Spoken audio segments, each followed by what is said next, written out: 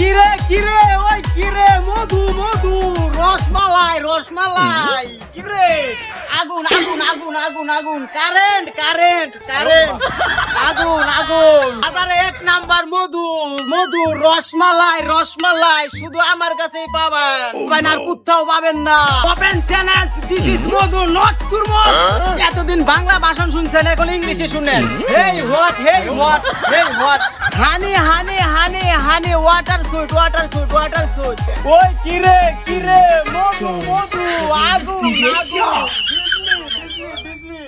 ভাই আমার একটা কাপড়ের দোকান আছে, আপনি তো বর্তমানে ট্রেনিং এ আছেন, আপনি যদি আমার একটা প্রমোট দিতেন, আপনি কিছু টাকা পাইতেন, আমারও লাভ হইতো। কত টাকা দিবেন? রেডি হয়ে আইতেছ। ওই কিরে পুরাই আগুন আগুন আগুন ইউটিউবগুলোকে চলছে দামে কম মানে ভালো পুরাই আগুন আগুন আজই চলে আসুন আমাদের দোকানে দামে কম মানে ভালো ইউটিউবগুলোকে চলছে অফার।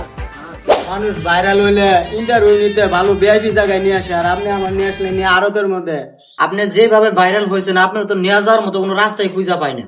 যেখান দিয়ে যায় ওখান থেকে কন্টেন্ট ক্রিয়েটর সেলিব্রিটি সব বেরা ধরে। আপনি কিভাবে এত অল্প সময়ের ভিতরে ভাইরাল হইলেন?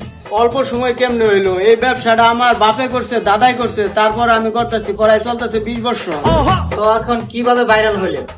অনেকদিন ধরে চিন্তা ভাবনা করলাম এবার রমজান মাসে ভিন্ন ধরনের কিছু টেকনিক ডায়লগ দেওয়ার জন্য।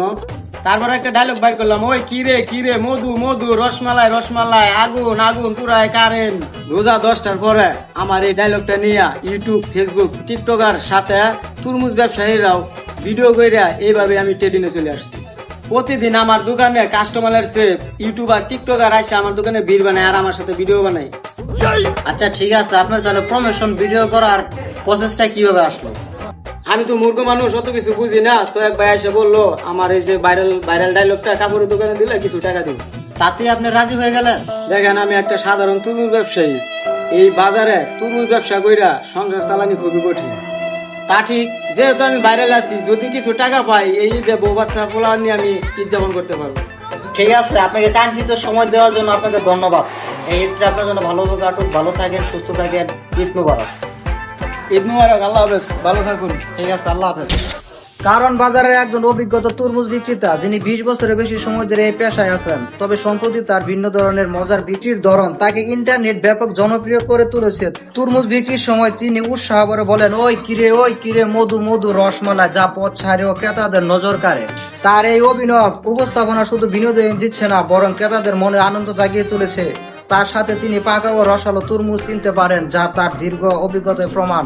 এর এমন প্রাণবন্ত বিক্রয় দ্বারা মানুষকে আনন্দ দিচ্ছে আর তিনি হয়ে উঠেছে সামাজিক মাধ্যমে এক আলোচিত চরিত্র।